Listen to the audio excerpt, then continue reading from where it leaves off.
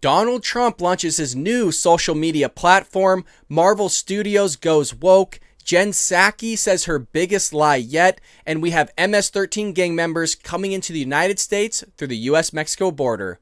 And I have a lot to say about that.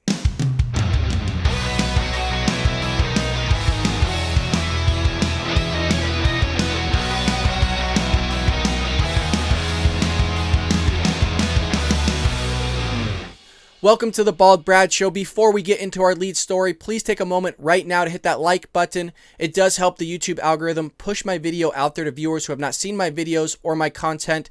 And if you enjoy new conservative talk shows like the Bald Brad Show, please make sure you hit that subscribe button, but also the bell notification button so you're notified whenever we go live or upload a video, which is every Monday through Friday, 9 a.m. Eastern Standard Time. That means 6 a.m. Pacific Standard Time. And with that being said, our lead story comes from our friends over at the Daily Wire. As a matter of fact, all our stories today come from the Daily Wire. So please go over and become a member today. They're doing great things in conservative journalism, thought, and ideology and narratives. So please make sure you go over and support them again by becoming a subscriber or a member. This is written by Paul Boyes, and he titles it, Donald Trump Launches New Communications Platform.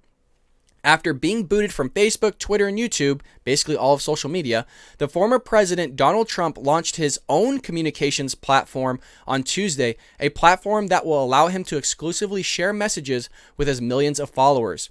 The platform From the Desk of Donald J. Trump appears on www.donaldjtrump.com/desk. I don't know why I'm having such an issue with pronouncing our 45th president's name today, but this was written by Fox News in an exclusive report. A video introduction posted to the site hailed the new platform as a place to speak freely and safely while pledging to save America. Visitors to the site will be able to share Trump's posts on various social media platforms, but they will be unable to respond with their own comments. And so this is basically an outlet for Trump to freely basically say whatever he wants to the world. And what we can do as followers and those that love our 45th president, we can basically copy and paste that and put it on Twitter, Facebook, YouTube. And it's kind of a way for him to get around YouTube and Twitter and Facebook without, even though he's deplatformed and removed, it's a way for him to still end up actually being on those platforms. So it's not a bad move by Trump doing this, but it doesn't allow us to freely engage with one another on his site. It's basically for him, and he had to do it that way. He had to get rid of the comments because basically if those comments are there, then other people aren't going to allow that stuff to be on his platform. It has to be regulated. So that's ultimately why he's not allowing comments and for us to freely engage with one another based on what he wrote. So it's totally understandable. Now, I am a little deflated from this because I was hoping when I heard the news or the rumors that he was going to start a social media platform, I was hoping he would come up with something to compete against Twitter or Facebook, mostly Twitter, and basically be in the realm of like Parler. But obviously he hasn't gone that direction. Now, that doesn't mean he might not in the future. I think he has a great outlet and a lot of followers to start a really successful social media platform like Twitter. But again, it's a little deflating for me. I wanted that avenue. I wanted that platform very similar to Parler. Now, Parler is back up and running. If all of you weren't aware, you can actually get it, I believe, through the Apple Store or Apple App Store. But it's just not the same as it was when it launched. There's not much communication. There are a lot of people on there, but it's not really the back and forth that it had when it first launched. A lot of people are just posting videos on there or directing them to other sites. So it's just, it has a lot of workings that it needs to fix and stuff. Again, I am on there, so you can look at me at Bald Brad. It's in the description as well. But there you have it. Trump at least has an outlet now to communicate with the rest of America and those that love him. Again, he's the most voted Republican, I believe, in history. How he lost the election, I don't know. I don't want to get in that because they'll just remove my video and ultimately try to deplatform me. But there you have it. Donald Trump launches new communications platform. So again, you can find that at www.donaldjtrump.com//desk. Okay. And with that being said, we have Marvel Studios going woke here. This is written by Emily Zanotti, and she titles it, Marvel's WandaVision team cut Doctor Strange cameo from finale to avoid white guy saving the day, mansplaining magic. So I actually heard rumors of this earlier this week, and I thought it was a little too crazy for me to believe in because you had Robert Downey Jr., you had Chris Evans, You have the guy that plays, I can't think of the actor's name, that plays actual Vision is white. So you have a lot of these guys that are white, that are superheroes, that are built to save the world. So I don't know why this is such an issue all of a sudden where you're going to have a white guy that comes save the world when he's an actual hero, and heroes save the world. So I don't know. But let's start off here. The team behind the Marvel series, WandaVision, which aired on Disney Plus earlier this year, cut a planned cameo from another of Marvel Universe's heroes over concerns it would look too much like a white guy had swooped in to save the day. Who's thinking of that? Who's looking at this other than the left going, you know what? That's really strange that that white guy is white and that he's saving the day. Shouldn't you be looking at it like, hey, there's Doctor Strange and he's saving the day. That's what I would expect to happen. Like, who's looking at his race through all this? I'm not looking at the race. I can care less what color of your skin you are. As long as you're just saving the day, that's what I want to see. I want to see a superhero do what he's supposed to do, save people. Now, Disney has been going woke with not just WandaVision, but also Falcon and Winter Soldier. I almost turned it off because of the whole America's racist. You were put down because of racism and you shouldn't be Captain America because, you know, you're a person of color and you know, what they did to people in the past, they're not going to respect you. They're not going to all this crap. You're like, dude, do you really need to put that in here? Look, if you're going to be Captain America, then you need to represent America by representing its values and the successes that we have done. And so it went off on this whole different tangent. And then on the finale, if you all had seen it, the guy that plays now the new Captain America, he was the Falcon before, I forget the guy's name, but ultimately he's trying to rationalize why these terrorists shouldn't be called terrorists. These people literally massacred a whole building of people. They tried to kill a bunch of people, and then he's trying to rationalize why they're doing something good. It would be like this. It would be like Ben Shapiro, that's supposed to represent America. And by the way, I'm a big Ben Shapiro fan, so I'm not degrading him in any way, right? This is a pro Ben Shapiro thing. But if Ben Shapiro went out and started slandering America for stuff and then was basically rationalizing Antifa and Black Lives Matter movement for what they're doing good as they're burning down businesses, hurting police officers, destroying public and private property, doing all these bad things, basically rationalizing it for them and go, no, this is a good thing. Now, obviously, Ben doesn't do that, but I'm just giving an example of what he should be doing as Captain America is that he should be saying America is the greatest country that's ever been created on planet Earth. Our values here are great. A lot of people want to come here and assimilate and make their lives better here. They're streaming here in mass droves. And you know what? What these people did, they are terrorists and they deserve to be locked up. They deserve to have the capital punishment, all these things. But no, they can't go that route because why? Disney is woke as you know what. And try not to cuss. They're woke as F. It goes on here to say WandaVision focused on the plight of Elizabeth Olsen's Wanda Maximoff, Scarlet Witch, following the events of Avengers Infinity War and Avengers Endgame, and notably the death of Vision, Paul Bettany. That was the guy that plays Vision, Paul Bettany. Great actor. Mind-bending cyborg, and Wanda's love that perished at the end of the last Marvel story arc. And by the way, I really enjoyed WandaVision. I was a little confused with the first about 1 or 2 episodes, but it actually was a pretty good show. The show takes place inside Wanda's self-created universe where she's trapped a town of people in a manufactured dream world that closely resembles a classic American sitcom. The show was originally slated as a bridge from Marvel's first major story arc into the second one, pieces of which will begin to hit the theaters starting later this year with the second installment of Doctor Strange franchise, Doctor Strange in the Multiverse of Madness. All season long, Marvel stars teased a major cameo in the show's season finale. But fans were left disappointed when it turned out the cameo was just Bettany in a different role. In an interview with Rolling Stone, Marvel Studios president Kevin Feige explains that yes, Doctor Strange, played by Benedict Cumberbatch, was set to appear in the WandaVision finale, but WandaVision team decided against it almost at the last minute to avoid it looking as though a white guy would have to save Wanda and her imprisoned neighbors. So there you have it. I mean, it's coming from Kevin Feige, which means it's freaking true. And it's just sad to see Disney making this transition because they're catering to the left, and the left is not what's going to the box office. If you got rid of the entirety of the left, you're going to be just fine. Nobody's going to be pissed that Doctor Strange would have showed up. Hell, all your viewers are looking for this, and you got woke people in your own company that are basically controlling it, going, oh, well, we can't do this. We were all waiting for it. We were all stoked about it. We all wanted Doctor Strange to show up. Everybody did. And nobody's looking at him because he's white.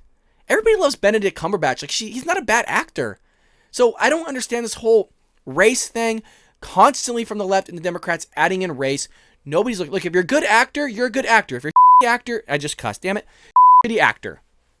That's what it comes down to. You have all these people. I'm part of the Screen Actors Guild, guys. I'm part of SAG. So was President Trump previously, but, you know, he decided to opt out, or they were going to kick him out or something like that. But look, I vote for people based on how good of acting they are doing. I don't vote for this woke stuff. Matter of fact, I'm not even voting in the SAG Awards coming up. Why? It's all woke films. There's films in there that 100% do not deserve to be nominated. 100%. And this is usually a precursor to the Oscars and all this other, or it was a precursor to the Oscars and all this other stuff. But what I'm saying with this is, when I'm looking at these films, I don't care one iota about somebody's race. Could care less. Look, you're either a good actor or you're not. If you're a good actor, fine, you get my nomination. If you're not a good actor, then you don't.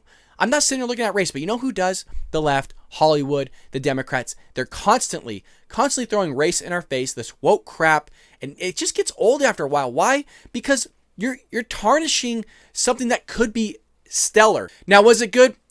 Absolutely. It was good, but could it have been stellar? Could it have been great? Yes. And so what they're doing is they're limiting their own artistic capabilities here with this whole identity woke politics. I don't understand it. I don't get it. There's no reason for it. And it's just hurting story arcs. It's hurting those that are trying to create a good story. And lastly, it's hurting us viewers because we wanted to see Doctor Strange. Hell, I want to see Spider-Man. I would love to see Robert Downey Jr. I would love to see Chris Evans. And I don't even agree with Chris Evans on politics, but I like him as an actor. So there you have it. Disney, Marvel continuing their woke charades here. And again, it's only hurting the viewers. It's only hurting the subscribers.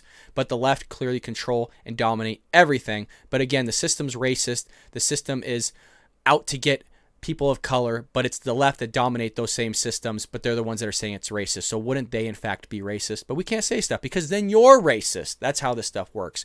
By the way, none of this stuff really works. I'm being facetious. It's all freaking chaotic. There's no logic behind it. It's just, it's like arguing with a 5-year-old, right? There's no logic behind the 5-year-old's words. They're just saying a bunch of crap that they don't know anything about and that they probably heard from somebody else. So they're just regurgitating it, and you're trying to make sense of it because you want to have a conversation, because you want to help them, because you want to change their thinking, but you know you can't. So you just waste your time. That's what's going on today. And now with other news, this is about Jen Psaki and immigration, guys. You thought it was bad. I have covered this. I've ripped Jen Psaki through videos. One of the videos is my highest watched video of me just reacting to Jen Psaki and basically destroying her. Guys, this is her biggest lie yet. I personally think this is one of the biggest lies I've actually seen a press secretary do in quite a while, and just straight bold-face BS lie. This comes from Hank Barron of the Daily Wire, and he titled it, "Psaki Attacks Trump, Claims Influx of Migrants Began Under Trump, Exacerbated by Destructive and Chaotic Policies." So Jen Psaki's not even hiding anymore. She's just coming out and boldly lying to all our faces, saying that Trump caused this problem and his policies and his regulations and how he dealt with this ended up making things worse. So basically, Biden removed all of Trump's policies since day one of office, and now things are so bad, they're now blaming the Trump administration for the problem that they created. That is mind-blowing, and honestly, it's bullshit. It really is. Look, I'm okay with you somewhat lying and spinning stories because I get it, it's your job. Now, I'm not okay with lying to the American public, but the point is, I'm saying is, the press secretary's job is to spin the story, create narratives, and kind of help the president navigate the press and all these things and not make the president seem bad, not make America look bad, things like that. That's all I'm saying with this.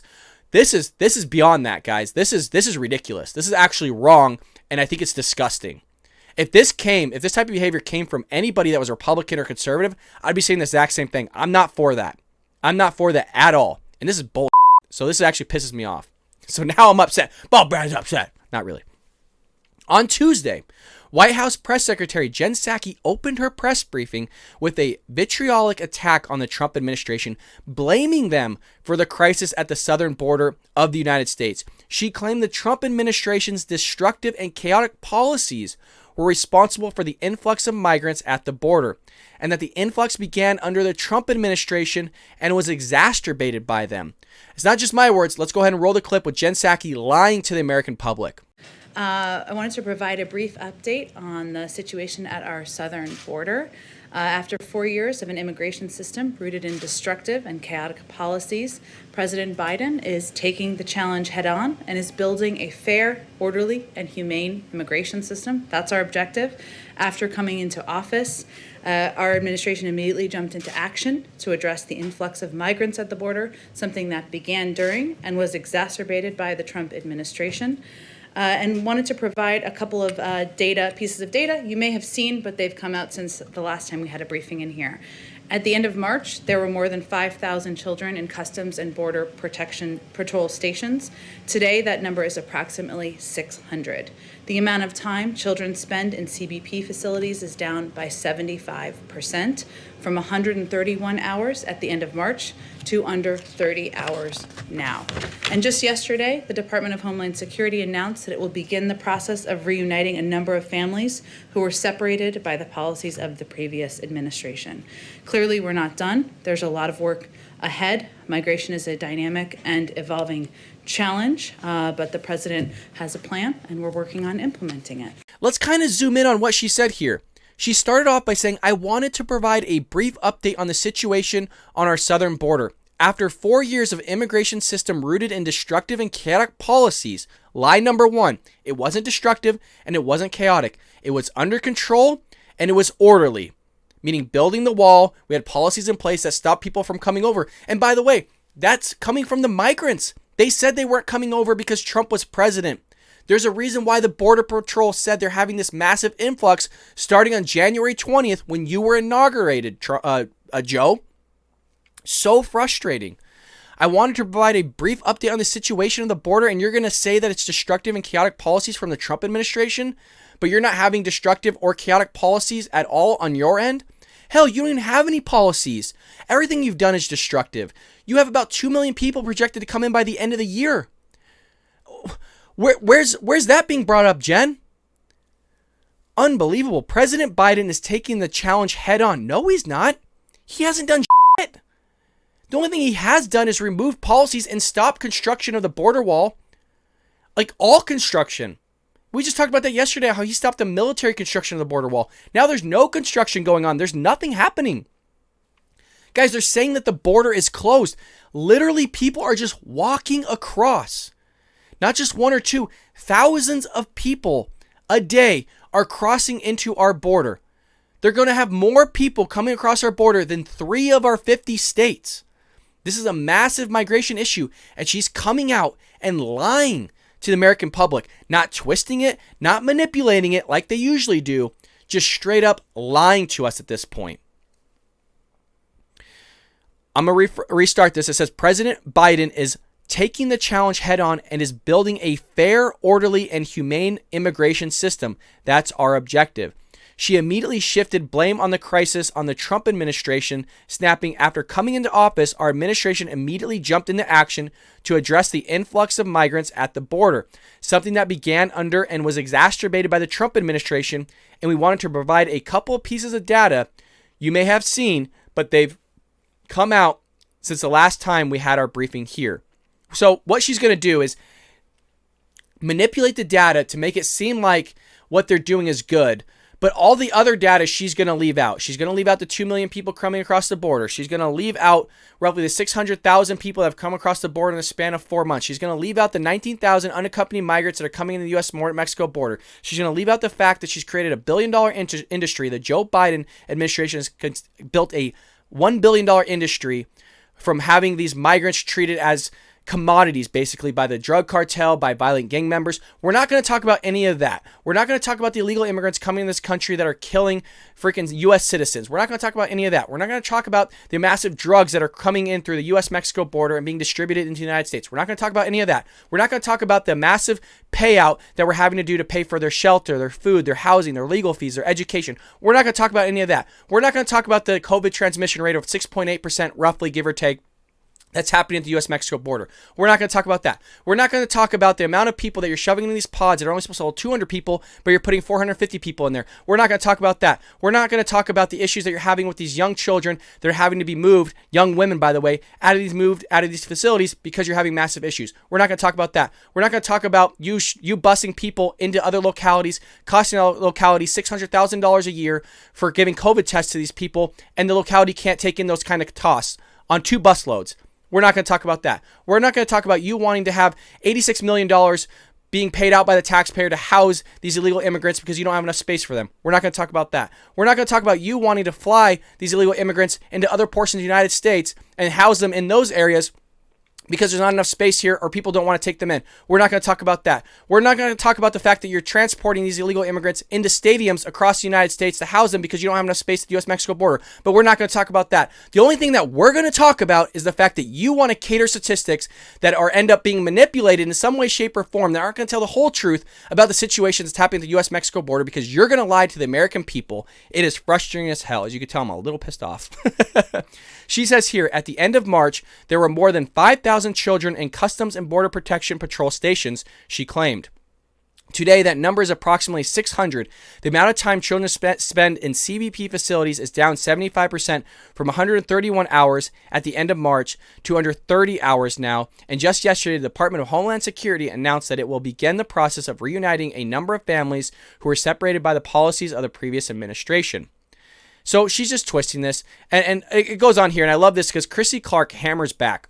Chrissy Clark did a video of the Daily Wire, and she went down to the U.S.-Mexico border and showed what was really going on. A lot of the footage wasn't the exact footage that I had seen in previous weeks when I told all of you, look, I got a buddy that has friends at the U.S.-Mexico border, showed me video clips of what's going on there, and it was truly astonishing. But the clips that she was showing was very similar to what I was seeing on that cell phone of that footage from Border Patrol agents down there.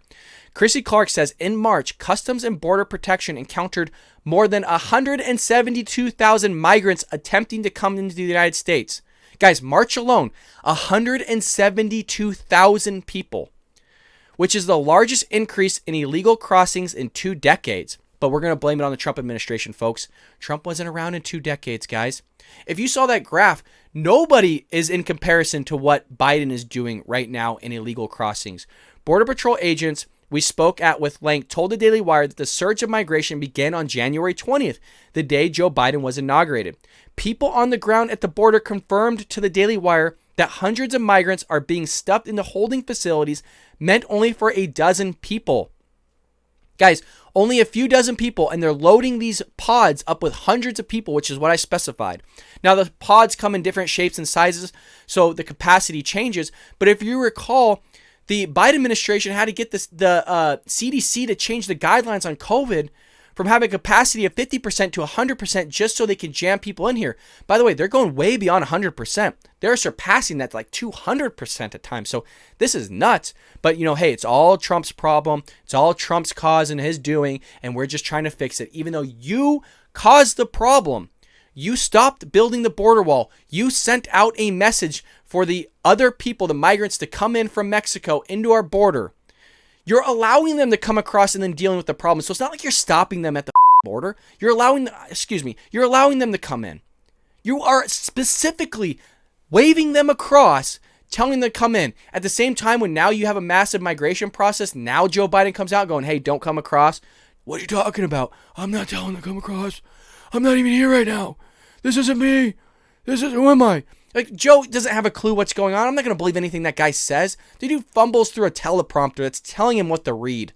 I don't even have a damn teleprompter. It makes sense why I fumble through words. I have to ad-lib all this stuff off the top of my head. What's Joe Biden's excuse? Dementia, I hope, because it's the only thing that makes sense. But they're going to blame it on the Trump administration. It's truly an astonishing statement. In March, as reports surfaced that the number of unaccompanied children being held in detention facilities was over 300% higher than previously known. CBS News host Norah O'Donnell said Biden's border crisis was growing larger and more dire by the day, adding, "Tonight, we have got the stunning new numbers. Sources tell CBS News more than 13,000 migrant children were entered or who entered the country without their parents are now in U.S. custody. The government says even more adults are being turned back every single day. But we're going to blame Trump on this, guys. When you have the charts and the data that show that Biden administration is blowing any president out of the water on immigration, but they're going to have the tenacity. She has the balls to sit there and look the American public in the eye and lie directly to their face to say that Trump caused this problem when you, in fact, caused this problem. You're the one that stopped construction. You're the one that gave the message. There's a reason why they're calling Joe Biden the migrant president. There's a reason why they're saying that they're coming over here because of them. There's a reason why you're going to have 2 million people coming over here because it's all your damn doing, and you're going to lie to the American people about it. It's shit. We also have MS-13 gang members using migrant caravans to sneak into the United States. This is what Trump talked about years ago, how he said these animals are coming across, and the left freaking vouched for these people. These MS-13 gang members will kill your entire family. They're no different than the drug cartel. This is one of the most violent gangs in the entire world, and they're using these migrant caravans to sneak into the United States. We've been saying it since Trump said it. We've been saying it years later. I've been saying it since we've been going on. This isn't the first time we've caught MS-13 gang members trying to cross in the United States, and now we have it again. Members of the violent gang MS-13, as well as members of other gangs, are using the migrant caravans to slip into the United States. U.S. Border Patrol agent Chief Matthew Hudak, hopefully I'm pronouncing his last name right, tweeted Friday that officials have captured 5 gang members the previous week in Texas. 5 gang members in 7 days was what the tweet said. Agents arrested a total of 5 gang members in the last week, including an MS-13 and 2 18th Street gang members. They attempt to evade arrest by exploiting the influx of migrants attempting to enter our country. Wouldn't that be funny if that was the actual street that they were roaming, right? That they're from 18th Street and then you change the name of the street to maybe one of their rival gang members? Wouldn't that be great? Like reverse 17th and 18th Street, where 17th Street gang members were now called 18th Street, and then 18th Street was now 17th Street. Just them. Oh my God, forgive me. I need to bleep out my cussing. The MS-13 and 18th Street gangs are both violent gangs originating from Central America. They have also entered the United States, committing murders in multiple East Coast states, most prominently New York. 2 years ago, a county in New York authorities said they have pretty much eliminated the gang from the area, but it's not looking like that's going to happen anytime soon because you have these MS-13 gang members. You have violent people crossing the U.S.-Mexico border, and the left don't want to admit it. The left have come out and said these are good people. Trump specifically called MS-13 members animals. He was not talking about all Mexicans. I think anybody would be crazy to talk about an entire ethnicity like that. He was specifically talking about MS-13 gang members. The media, the mass media, and the left and the Democrats are lying to the American public, very similar to what Jen Psaki's doing. He was talking about these animals, and they damn right are. They're disgusting people. They're violent. They have no cause to assimilate into this country. They don't want to. They want to bring drugs in here. They want to build up their gang, and they want to freaking destroy this country from the inside out. They want to murder American citizens. That could be your friend, your neighbor, a family member, your uncle, your father, your daughter, whoever the heck it is. That's who they could end up murdering, and you're going to be pissed when it happens, when it could have been dealt with at the U.S.-Mexico border if Biden would just lock it down and fix the issue out. But all he wants to do is go blame freaking other presidents for his doing, for his wrongs. But, this isn't going to be resolved anytime soon, guys. If it was, we would have already had policies put in place. Their border wall would have been getting built. This is going to get worse. These news stories are going on year-round, baby, because I'm not letting up on this. I will be the only damn conservative that's going to report on this during a live show if I have to. I want to see Ben Shapiro. I want to see Michael Knowles. I want to see Andrew Klavan. I want to see Matt Walsh. I want to see Steven Crowder. I want to see ABL. I want to see all these people, Officer Tatum, constantly hounding this day in and day out. I want it plastered everywhere so we can get this under control because this is ridiculous. And now what's going to happen is you're going to see people like Jen Psaki come on the news, and you're going to have people believing her. There's conservatives that are starting to believe what she's saying. Heck, I did that story on how a good majority of a good amount of conservatives believe that over 100 unarmed black men are shot by the police every single year. So they're being manipulated by the media. And that's why it's so important to like shows like this, The Daily Wire, The Bald Brad Show, Steven Crowder, so we can get this news out there. I get nothing out of this other than joy of doing the show and at least having my voice out there so that we could fight back against freaking press secretaries that are out there straight up lying to the American public. We need voices like this, but I need your help with subscribing. I need your help with posting videos like this to social media. I need your help with liking this video and commenting and trying to get us on each other's shows and vice versa. But we need to stand up against this stuff as conservatives. We need to stand together and fight this stuff because it's only hurting this great country. It's not helping it. It's not helping it at all.